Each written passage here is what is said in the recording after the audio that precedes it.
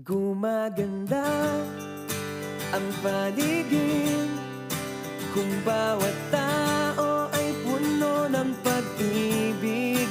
Napapawi ang bighati, masilayan lang ang iyong ngiti. Okay gandang isipin ang isang mundong puno ng pag-ibig.